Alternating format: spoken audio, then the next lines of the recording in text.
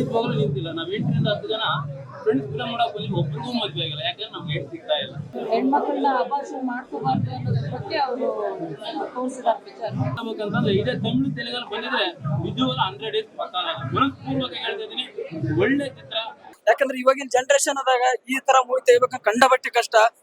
ಸಖತ್ ಥ್ರಿಲ್ಲರ್ ಆಗಿದೆ.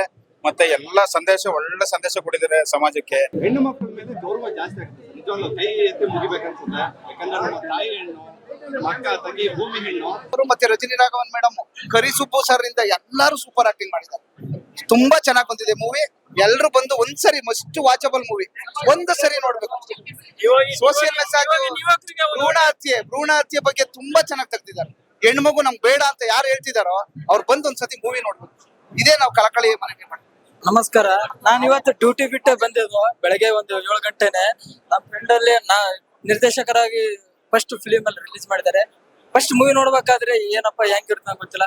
ನೋಡ್ತಾ ನೋಡ್ತಾ ನನಗೆ ಫುಲ್ ಒಂದು ಮೈಂಡ್ ಒಂದು ಸೆಟ್. ಯಾಕಂದ್ರೆ ಇವಾಗಿನ ಜನರೇಷನ್ ಆದಾಗ ಈ ತರ ಮೂವಿ ತೆಗಿಬೇಕಂತ ಕಂಡಬಟ್ಟೆ ಕಷ್ಟ ಆಗಿದೆ. ಇದ್ರ ಬಗ್ಗೆ ಏನು ಮಾತಾಡಂಗಿಲ್ಲ ಸರ್, ಆ ತರ ಸಖತ್ತಾಗಿದೆ ಮೂವಿ. ಲಾಸ್ಟ್ ಗಂಟನು ಯಾವುದೇ ತರಡು ಒಂಚೂರು ಆ ಕಡೆ ಈ ಕಡೆ ಅಲ್ಗಾಡಕ್ ಬಿಡಲ್ಲ. ಸಖತ್ ಥ್ರಿಲ್ಲರ್ ಆಗಿದೆ. ಮತ್ತೆ ಎಲ್ಲಾ ಸಂದೇಶ, ಒಳ್ಳೆ ಸಂದೇಶ ಕೊಟ್ಟಿದ್ದಾರೆ ಸಮಾಜಕ್ಕೆ. ತುಂಬಾ ಒಳ್ಳೆ ಕೆಲಸ ಮಾಡಿದ್ದಾರೆ. ಆಮೇಲೆ ಇವರು ಆದಿತ್ಯ ಸರಿ ಆಗ್ಲಿ, ಮೇಡಮೇ ಆಗ್ಲಿ, ರಜನಿ ಮೇಡಮ್ ತುಂಬಾ ಚೆನ್ನಾಗಿ ಮಾಡಿದ್ದಾರೆ. ತುಂಬಾ ಚೆನ್ನಾಗಿ ಮಾಡಿದ್ದಾರೆ. 7 ಗಂಟೆ 1 ನಿಮಿಷ ಇಂಟರ್ವಲ್ ಬಂತಂತೆ ಗೊತ್ತಾಗಲ್ಲ ಅಂತ ಪಿಕ್ಚರ್. ಇಂಟರ್ವಲ್ ಆದ್ಮೇಲಂತೂ ಬೆಂಕಿ ಪಿಕ್ಚರ್. ತುಂಬಾ ಚೆನ್ನಾಗಿದೆ. ಮೊನ್ನೆಲ್ಲ ಕಾಟೇರ ಇದೆಲ್ಲ ಸಿಲಿ ಆಗಿತ್ತು, ಅದಕ್ಕೆ ಇಂತ ತುಂಬಾ ಚೆನ್ನಾಗಿದೆ ಪಿಕ್ಚರ್. ಪ್ರತಿಯೊಬ್ರು ಬಂದು ನೋಡಿ, ತುಂಬಾ ಚೆನ್ನಾಗಿದೆ ಪಿಕ್ಚರ್.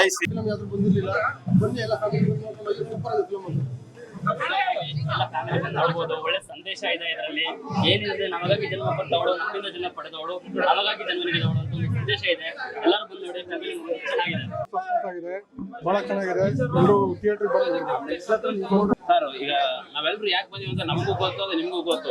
ಯಾಕಂದ್ರೆ ಇವತ್ತು ತ್ರಿವೇಣಿ ಚಿತ್ರಮಂದಿರದಲ್ಲಿ ಕಾಂಗೂರು ಚಿತ್ರ ನೋಡಿದ್ವಿ. ಇವತ್ತೆಲ್ಲ ಒಡಿ ಬಡಿಯನ್ನ ಚಿತ್ರಗಳ ನಡುವೆ ಒಂದು ಒಳ್ಳೆ ಆರ್ ಚಿತ್ರ ಬಂದಿತ್ತು. ಬರೀ ಆರ್ ಚಿತ್ರ ಅಂತ ನಾನ್ ಬಂದೆ, ಆದ್ರೆ ಕೊನೆಗೆ ಹೋದಾಗ ಒಂದು ಒಳ್ಳೆ ಸೆಂಟಿಮೆಂಟ್ ಇದೆ ಅಂತ.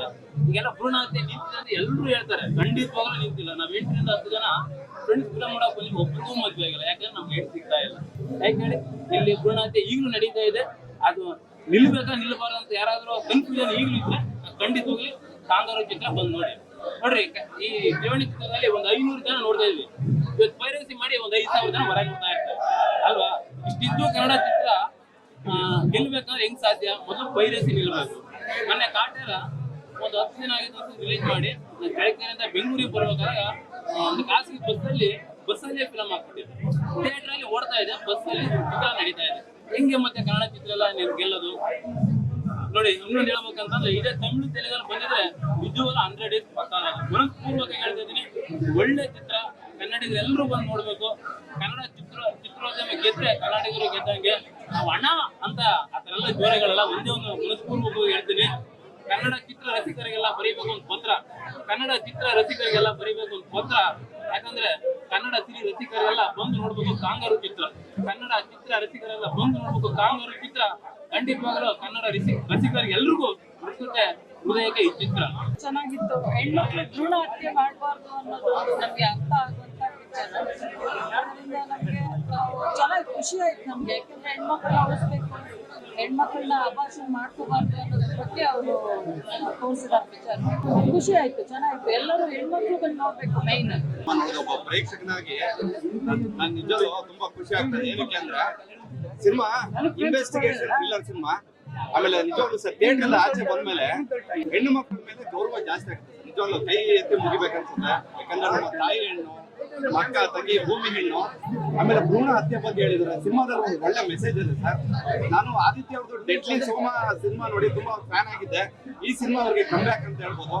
ನಿಜವಾಗ್ಲೂ ಭ್ರೂಣ ಹತ್ಯೆ ಮಾಡೋರಿಗೆ ನಿಜವಾಗ್ಲೂ ಗಲ್ಲಿಗೆ ಹಾಕ್ಬೇಕು ಸರ್. ಆ ತರ ಒಂದು ಕಾನೂನು ಬರಬೇಕು. ಇವತ್ತು ಹೆಣ್ಮಕ್ಳು ಭ್ರೂಣ ಹತ್ಯೆ ಎಷ್ಟು ಇದು ಮಾಡ್ತಾರೆ ಅನ್ನೋದು ಒಂದು ನಿರ್ದೇಶಕರು ಎಳೆಯಾಗಿ ಮತ್ತೆ ಹೊಸದಾಗಿ ಕಥೆಯನ್ನು ಮೂಡಿಸಿ ಬಂದಿದೆ. ಎಲ್ಲೇ ಪಿಕ್ಚರ್ ಅಲ್ಲಿ ಫುಲ್ಲು ಸಸ್ಪೆನ್ಸ್ ಆದ್ರೂ ಬೇಜಾರಾಗಲ್ಲ. ಹೆಣ್ಮಕ್ಳು ಕೈಯ ತೆಗಿಬೇಕು ಅಂತಂದ್ರೆ ಒಂದು ತಾಯಿ ಒಂದು ಹೆಣ್ಮಗುನ ಎತ್ತಿ ಬೆಳೆಸಿ ಮಾಡಕ್ಕೆ ಎಷ್ಟು ಕಷ್ಟಪಡ್ತಾರೆ.